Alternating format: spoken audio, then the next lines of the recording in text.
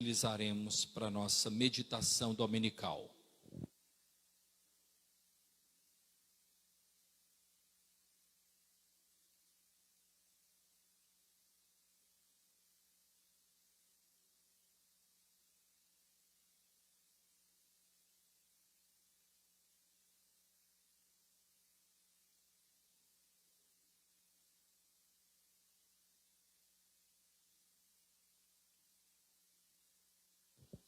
Isaías capítulo 6, versículos de 1 a 8. Não somente peço que você abra a sua Bíblia, como também peço que você permaneça com ela aberta. Isso vale para aqueles que estão entre nós e também vale para aqueles que estarão acompanhando pela internet. Isaías capítulo 6, versículos de 1 a 8. Assim diz o texto da palavra de Deus. No ano da morte do rei Uzias, eu vi o Senhor assentado sobre um alto e sublime trono, e as abas das suas vestes enchiam o templo. Serafins estavam por cima dele, cada um tinha 6 asas. Com 2 cobria o rosto, com 2 cobria os seus pés, e com 2 voava. Clamavam uns para os outros, dizendo: Santo, Santo, Santo é o Senhor dos exércitos. Toda a terra está cheia da sua glória. As bases do limiar se moveram à voz do que clamava, e a casa se encheu de fumaça. Então disse eu: ai de mim, estou perdido, porque sou homem de lábios impuros, e habito no meio de um povo de impuros lábios, e os meus olhos viram o Rei, o Senhor dos exércitos. Então um dos serafins voou para mim, trazendo na mão uma brasa viva, que tirara do altar com uma tenaz. Com a brasa, tocou a minha boca e disse: eis que ela tocou os teus lábios. A tua iniquidade foi tirada e perdoado o teu pecado. Depois disto, ouvi a voz do Senhor que dizia: a quem enviarei? E quem há de ir por nós? Disse eu: eis-me aqui, envia-me a mim. Amém. Meus amados irmãos em Jesus Cristo, nós estamos diante de um texto muito conhecido, que é o texto que narra o chamado de Isaías para o ministério profético. Ele mesmo narra essa experiência marcante que ele teve com Deus, que culminou no seu chamado para o ministério profético. É um texto muito rico de ensinamentos, um texto muito rico de significados. Nós podemos compreender algumas coisas a partir do contexto que nós estaremos expondo aos irmãos, tá? Pensem comigo agora. Isaías, 600 anos antes da vinda de Cristo, escreveu este livro narrando a sua experiência profética, que teve como ponto de partida justamente esse encontro que ele teve com Deus. Na verdade, toda trajetória de vida com Deus deve partir de um encontro com Ele. Por exemplo, se você quer ter um casamento nas mãos de Deus, você precisa, antes de casar, colocar as suas intenções, o seu relacionamento, a sua futura família diante de Deus, diante do Senhor. Contemplar a sua beleza, contemplar aquilo que Ele tem para você, e aí você poderá trilhar sabendo que Ele está com você. No ministério profético é bem semelhante. Cada profeta teve a sua própria experiência com Deus. O profeta Jeremias, ao ser convocado para o ministério profético, ele não se julgava capaz. Ele mesmo disse: eu não passo de um menino. E Deus então o repreendeu, dizendo: tu não podes dizer isso, não digas não passo de um menino, porque antes do teu nascimento eu te conheci, e te dei às nações por profeta, ou seja, tu serás profeta entre as nações. O profeta Isaías teve essa experiência com Deus. Ele faz questão de iniciar esse relato do seu chamamento falando a respeito de um rei chamado Uzias. Nós podemos conhecer um pouco da história de Uzias estudando 2 Crônicas, por exemplo. Nós encontramos lá em 2 Crônicas, especialmente no capítulo 26, um pouco do relato do rei Uzias, o que ele representou para Judá. E ele foi um grande rei. Ele reinou por 51 anos. Ele então representava muito para Isaías, até porque quando Isaías viveu isso aqui, ele era um jovem como Antenor, era um jovem como Alfred ali, como Arthur, né, como Gabriel, como alguns que aqui estão, né, como Yuri. Ele era um garoto, era um jovem, quando ele vivenciou isso. E ele disse, no ano da morte do rei Uzias, e essa expressão, ela não é sem propósito. Na verdade, Isaías só conhecia Uzias como rei. Ele era um garoto, menos de 20 anos ele tinha de idade. E Uzias tinha reinado por 51 anos e morreu de lepra. Não é? Na verdade, ele morreu com lepra. O texto não deixa claro se foi a lepra que o matou, mas ele morreu enfrentando a enfermidade da lepra. E ele então se sentiu extremamente abalado, e não somente abalado pelo fato da morte de Uzias, mas especialmente pelo que Uzias representava para Judá, politicamente. Politicamente. Porque Uzias, na verdade, era um grande estadista. Judá não era invadida pelos seus inimigos por conta de Uzias, que era um grande estadista.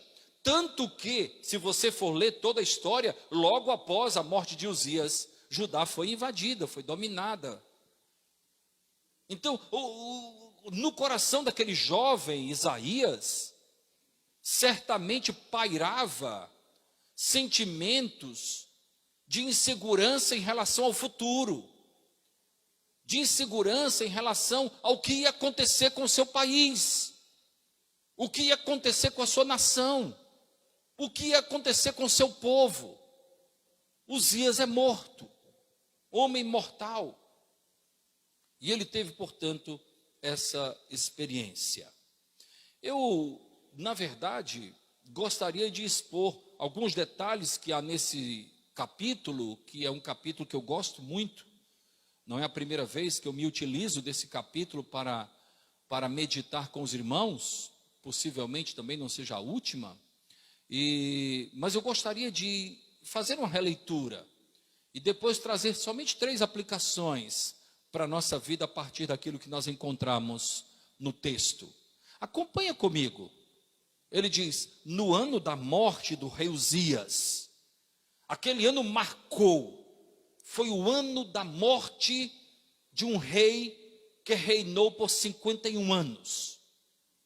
O ano da morte de um rei que era um estadista, aquele que de alguma forma impedia que as adversidades grandes atingissem o reino de Judá.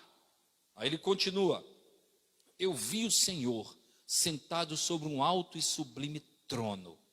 Vamos parar um pouquinho por aí. Uzias morreu e Deus permaneceu no local onde ele estava. É o local que representa o lugar de Deus. As coisas que acontecem neste mundo não modificam a condição de Deus, não, irmãos.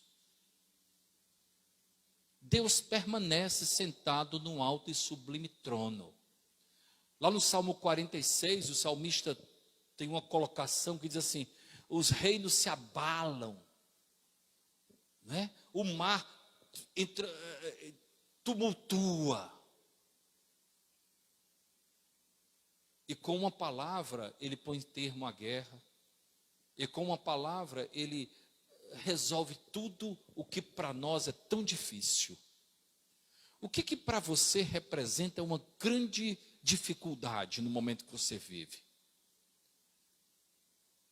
Deus continua sentado no alto e sublime trono, intocável, todo-poderoso. A condição da morte de Uzias, a condição das coisas que acontecem aqui na terra, não modificam em nada o reinado, a supremacia, a soberania do nosso Deus. Ele diz: eu vi o Senhor sobre um alto e sublime trono. As abas das suas vestes enchiam o templo. E ele continuava dizendo: serafins estavam por cima dele, cada um tinha 6 asas. Com 2 cobria o rosto, com 2 cobria os pés, com 2 voava. Serafins eram criaturas celestiais. Eram as criaturas celestiais privilegiadas, as únicas que tinham o direito de estar presentes com Deus. No entanto, mesmo na presença de Deus, a reverência lhe era dada. 6 asas, com 2 cobria o rosto. Eles não eram dignos de olhar para Deus. Eles não eram dignos de encarar Deus. Eles não eram dignos. Mesmo sendo criaturas celestiais, criadas justamente para servir o soberano. Com 2 cobriu os pés. Alusão à parte impura. Em tempos idos, e essa expressão era muito conhecida, em cada casa havia uma bacia na porta da casa, para que quando o visitante chegasse, ele limpasse os pés, lavasse os pés. Era a parte que tinha contato com o chão. E com 2 voava. E clamavam uns para os outros, versículo 3, dizendo: Santo, Santo, Santo é o Senhor, Senhor dos exércitos. Toda a terra está cheia da sua glória. Eles estavam, portanto, deslumbrados pela santidade e pela glória do Eterno. Pela santidade e pela glória do Senhor. Pela santidade e pela glória de Deus. No versículo 4, nós encontramos uma teofania, né? O que é a teofania? Teofania é uma manifestação visível da ação de Deus. Então nós muitas vezes nos deparamos com a ação visível do que Deus faz em nossa vida. É a teofania. E no versículo 4 nós encontramos: as bases do limiar se moveram à voz do que clamava, e a casa se encheu de fumaça. Era a ação de Deus, era a teofania. No versículo 5 nós encontramos, caminhando no texto, Isaías dizendo: então disse eu, ai de mim, estou perdido, porque sou homem de lábios impuros, habito no meio de um povo de impuros lábios, e os meus olhos viram o Rei, o Senhor dos exércitos. Nós encontramos então Isaías fazendo, quem sabe, uma introspecção, uma autoavaliação. E diante da sua autoavaliação ele diz: terrível é a minha situação. Ai de mim. Ai de mim. A minha situação é terrível. Não porque eu me deparei com o diabo. Não porque eu me deparei com um inimigo físico. Ai de mim, porque eu me deparei com Deus. E nós precisamos realmente sempre nos lembrar que os encontros mais chocosos que nós encontramos na Bíblia não são encontros com o diabo, não são encontros com outros exércitos, são encontros com Deus. É diante de Deus que o nosso interior é exposto, é revelado. A luz que há em Deus ilumina-nos interiormente. Eu posso viver uma farsa. Eu posso muito bem enganar a tantos. A minha família, a minha igreja, a sociedade, os meus colegas. Mas diante de Deus a sua luz penetra, vasculha cada espaço do meu íntimo e eu fico exposto. Essa foi a razão pela qual Isaías diz: eu não posso mais me esconder. Ai de mim, é terrível a minha situação. Ai de mim, estou perdido. Eu julgo de grande importância nós nos lembrarmos disso. Que é diante de Deus. Às vezes eu fico impressionado quando eu vejo quem me julga é Deus, não se meta com a minha vida, porque quem me julga, como se isso fosse uma grande coisa. Isso deve lhe espantar, isso deve lhe amedrontar, porque Deus vasculha todo o coração do homem. Diante dele não há quartos escuros, vê tudo. Em toda a Bíblia nós encontramos que os momentos mais difíceis que os personagens vivenciaram não foi diante do diabo, não foi diante de Deus. A imaginação humana é que valoriza. A gente assiste esse filme, né? O Exorcista, não é isso, não sei o quê e tal, com medo do diabo. Na verdade nós temos que temer a Deus. Você quer ver um caso bem clássico? O próprio Jesus. Jesus se angustiou no deserto como estava com o diabo? Não.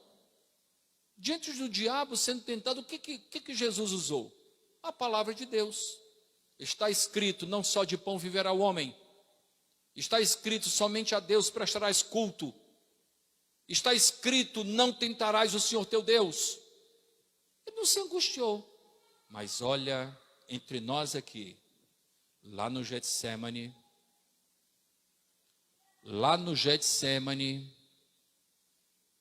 ele e Deus, a alma se angustiou, ele e Deus, tudo te é possível, passa de mim este cálice. Quando estamos com Deus, a conversa é diferente. Moisés, Isaías, né? E tantos outros. Eu preciso, acima de tudo, temer a Deus. Eu preciso, acima de tudo, me preparar para me encontrar com Deus.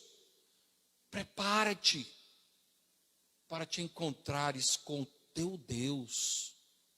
Foi isso que fez com que Isaías, jovem ainda, dissesse: ai de mim, eu estou perdido, terrível é a minha situação. E ele continua, agora versículo 6, vamos caminhar, queridos irmãos. Então um dos serafins voou para mim, trazendo na mão uma brasa viva, que tirara com a tenaz, tirara lá do altar, Só um detalhe: uma vez por ano, tá?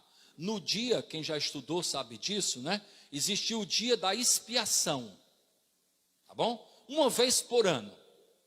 O que era colocado no altar? Os nossos pecados. Eles eram como simbolicamente queimados por brasas vivas. Então, foi justamente essa ideia. Foi tirar de lá a possibilidade do perdão, veio de lá, do altar de Deus. É do altar de Deus que nós recebemos o perdão. É do altar de Deus. E aí vem todo um estudo que eu poderia aqui até investir tempo em relação a isso. De onde veio a salvação? Quando Deus passou a amar o mundo de tal maneira a ponto de dar seu filho, toda a ação de Deus. Mas o texto continua, versículo 6, né, nós lemos, um serafim voou para mim, trazendo na mão uma brasa viva que tirara do altar com uma tenaz. Com a brasa tocou a minha boca e disse, eis que ela tocou os teus lábios, a tua iniquidade foi tirada e perdoado o teu pecado. Como as coisas, as ações de Deus são diferentes, são objetivas, são pontuais. O nosso Deus, então, alcança-nos exatamente onde nós necessitamos ser alcançados.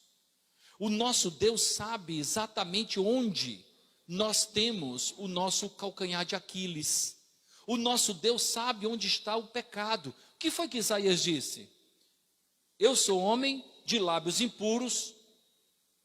Então a tenaz tocou aonde? A tenaz não, a brasa que foi apanhada com a tenaz, tocou aonde? Nos lábios. Nos lábios. Todas as pessoas, irmãos, todas as pessoas têm inclinações diferentes. Uns têm inclinação para uma coisa, outros têm inclinação para outra.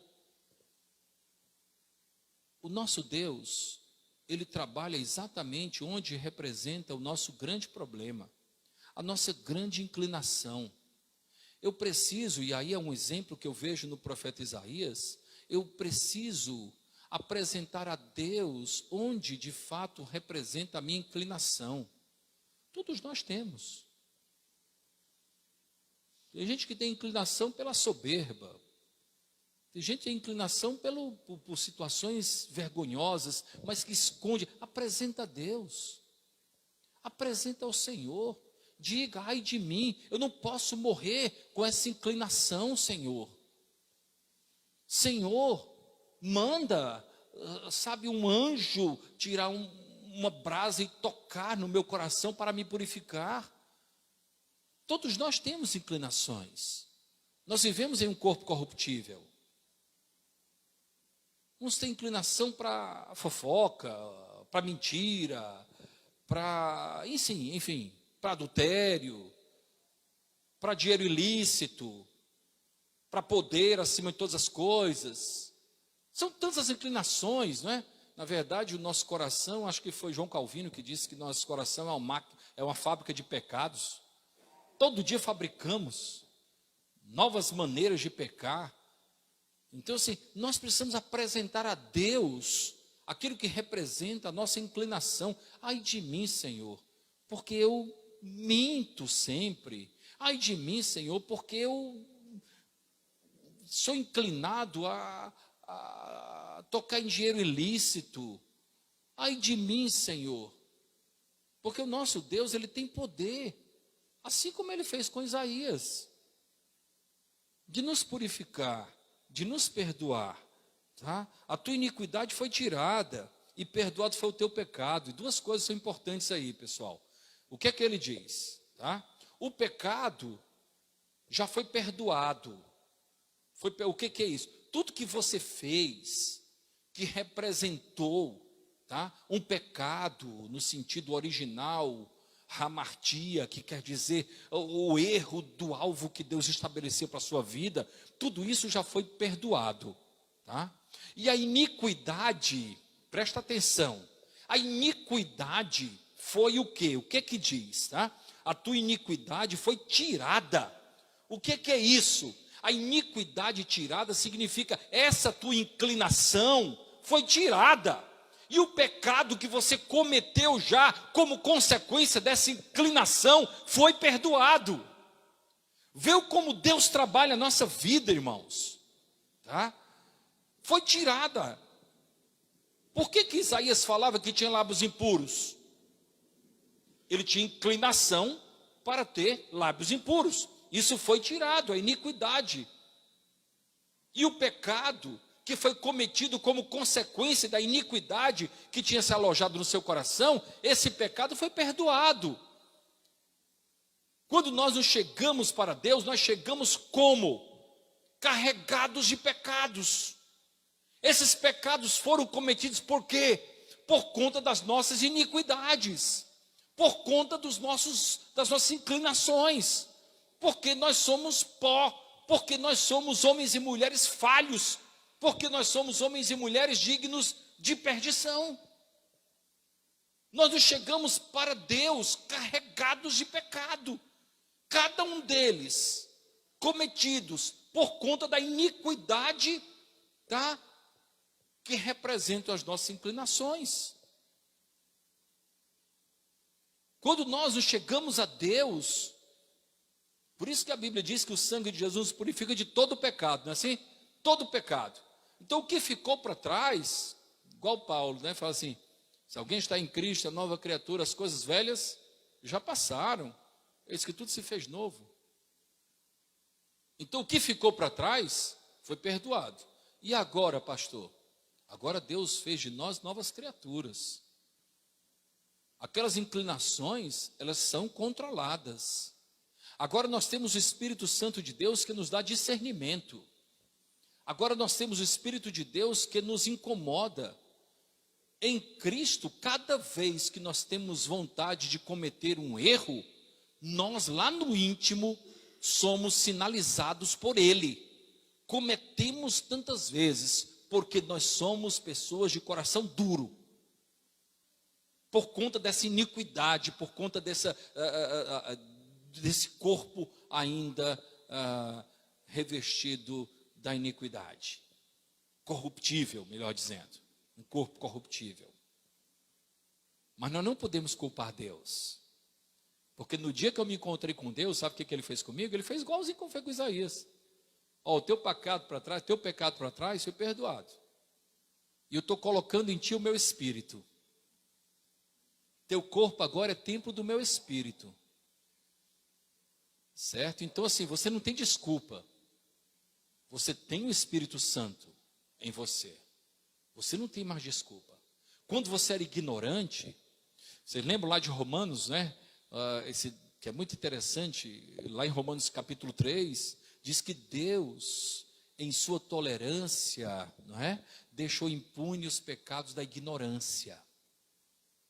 Mas agora, e ele se referia especialmente aos gentios, que não tinham acesso aos átrios, aqueles que não eram judeus. Mas agora, olha, os olhos foram abertos. Em Cristo não somos mais ignorantes. Em Cristo nós sabemos. A tua iniquidade foi tirada. O teu pecado foi perdoado. Você está pronto para ser uma nova criatura. E o texto continua, agora versículo 8. Depois disto, ouvi a voz do Senhor que dizia, a quem enviarei? E quem há de ir por nós? Disse eu, eis-me aqui, envia-me a mim. Só uma particularidade, por que diz nós? Porque diz nós, era uma referência ao conselho celestial, irmãos. Quem há de representar o conselho celestial? Quem há de representar o reino de Deus?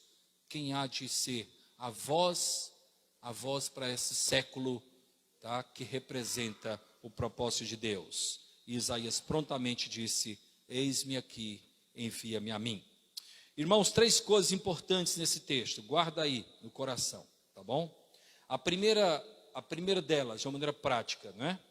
Deus, na verdade, tem propósitos para a nossa vida. E para que isso venha, para que esse propósito seja cumprido, Ele desperta em nós um ânimo, nos desafia a representá-lo com ânimo. Ele nos desafia a desenvolvermos o ânimo do nosso coração. Ele retira o que tende a nos desanimar. O que tende a nos desanimar? Aquilo que tira de nós a potencialidade. Como Isaías, lá no versículo 7, né? Ai de mim, estou perdido, sou homem de puros lábios, como é que eu posso fazer alguma coisa? Aí Deus vai lá e tira aquilo que representava o que? O empecilho para que ele fosse uma bênção. Uma bênção nas mãos de Deus. Deus espera que a partir da sua ação, nós recuperemos o ânimo, a perseverança, o entusiasmo, a ousadia, a coragem para representarmos o seu reino. Esses são elementos essenciais para que nós possamos representar o conselho celestial, para representarmos o reino de Deus, para representarmos o próprio Deus, para sermos testemunhas do Senhor Jesus. Eu preciso então de ânimo, não é? Eu preciso então de perseverança, eu preciso de entusiasmo, eu preciso de ousadia, eu preciso de coragem. Essas coisas vêm a partir do encontro com o meu Deus, com o Senhor.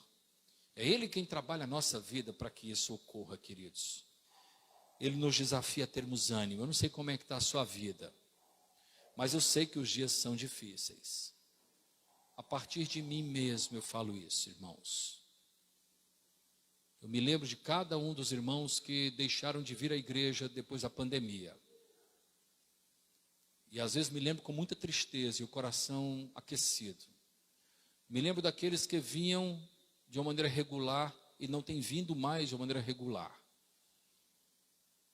Eu sei da necessidade de estarmos nos congregando, irmãos. Eu sei da necessidade de nós estarmos juntos, olhando um para o outro. Eu sei que o culto ou a transmissão não representa tanto quanto um culto presencial, irmãos. Eu tenho plena convicção disso. E eu sei que esse meio pode estar estimulando alguns a terem uma vida de comodismo em relação à vida cristã. E isso me preocupa muito. Então, há uma tendência em nós, de nós nos preocuparmos, de nós, perdermos um pouco do ânimo. Será que vale a pena? Mas aí a gente olha para trás e vê o nosso Deus perdoando os nossos pecados, retirando a iniquidade, modificando, tornando novas todas as coisas. E então nós passamos a nos animar mais. Nós passamos a saber que, de fato, o trabalho é de Deus, que nós somos meros instrumentos em suas mãos. Deus então nos desafia a termos ânimo. E essa primeira colocação, ela vem diretamente para mim, pessoalmente. E eu transbordo para que alcance também o seu coração. Tenha ânimo. Tenha ânimo na sua família, tenha ânimo no seu trabalho, tenha ânimo na sua escola, tenha ânimo na sua igreja. Chegue em casa hoje, mande uma mensagem para tantos que você não está vendo aqui hoje e diga: o culto foi maravilhoso, mas com a sua presença teria sido melhor. Porque nós completamos a alegria um do outro. Assim como eu sei que alguns de vocês aqui tiveram muita vontade a princípio de não virem. Eu estou cansado, eu estou chegando de viagem hoje. Eu estou com tanta coisa, foram dias tão agitados. Eu acho que eu vou acompanhar pela internet. O dia está chuvoso, melhor não ir. Então, encorajo você, neste dia, a buscar em Deus o ânimo para dar continuidade à vida. Porque eu acredito que Deus continua dizendo: e aí? Quem há de ir por nós? Quem é que eu vou enviar? Quem há de ir por nós? O segundo destaque, meus irmãos: Deus nos desafia a pormos em prática a potencialidade que Ele nos deu. Nada é por acaso. Ao longo do livro do profeta Isaías, pastor Kennedy está estudando, chegando ao final já, né, pastor, com o grupo lá. Ao longo do livro de Isaías, nós encontramos, vamos lá. Ao longo do livro nós encontramos Isaías como um homem poético, com colocações poéticas. Deus deu a ele potencialidades e Deus esperava que ele colocasse em prática cada uma delas. Não esqueça que Deus, aquilo que Ele lhe deu não foi produto do acaso. Eu costumo dizer que Deus só espera de nós aquilo que primeiramente Ele nos deu. Então Deus nos deu tanta potencialidade. Ele espera isso de nós, Ele nos desafia a pormos em prática aquilo que Ele nos deu. Às vezes nós temos uma autoimagem que vai bem aquém daquilo que Deus sabe que nós somos. No caso de Moisés, quando Deus o encorajou a ir e libertar o povo, Moisés disse: mas eu sou pesado de língua. E o meu Deus disse a Moisés: vai lá e livra o meu povo. Ele se tornou um grande líder. Às vezes a imagem que temos a nosso respeito, ela não corresponde àquilo que Deus vê em nós. E há uma outra questão, a imagem que outros têm a nosso respeito, não corresponde àquilo que Deus vê em nós. No caso de Davi, por exemplo, era o filho mais moço de Jessé, franzino, ruivo, garoto,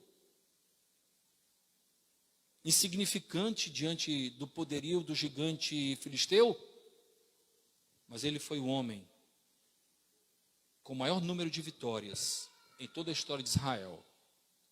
Ele foi recordista em vitórias. Aquele homem, por quê? Porque ele foi no nome do Senhor, e eu preciso enfrentar cada situação no nome do Senhor. Finalmente, Deus espera que nós abracemos com compromisso o propósito que Ele tem para a nossa vida. Isso é muito importante, irmãos. Não é o que eu tenho, é o que Deus tem para a minha vida. Eu não sei se você já percebeu essa colocação, quando ele diz assim: envia-me a mim. Envia-me a mim. Parece um tanto ilógico.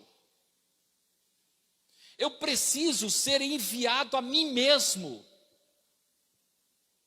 Envia-me a mim. Isaías está dizendo: eu preciso ser aquilo que de fato tu criaste em mim.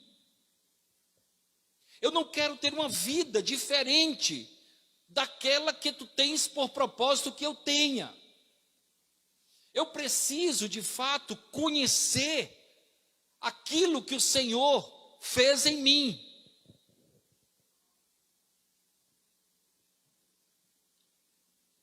Existe uma palavra, está sendo muito utilizada em dias atuais, chamada resiliência. Não é? Resiliência. Essa palavra é bem interessante. Eu sei que a maioria, se não todos de vocês, sabem o que realmente significa. Resiliência é você ir até um determinado ponto e voltar a ser exatamente como era na sua posição de origem. Isso é muito interessante. É você ir enfrentar um grande desafio e ter condições de voltar a ser aquilo que você era antes do desafio. Você ir. Eu preciso ser e continuar sendo a pessoa que foi criada por Deus dentro de um propósito específico pelo Deus que é perfeito. Os seus propósitos são perfeitos, imutáveis para a minha vida. Eu não devo me vislumbrar, tá, com aquilo que esta vida me possibilitou ter. Eu posso até dar algumas investidas necessárias nessa vida, mas eu preciso sempre voltar ao meu local de origem. E o meu local de origem é o local quando Deus trabalhou a minha vida, modificou.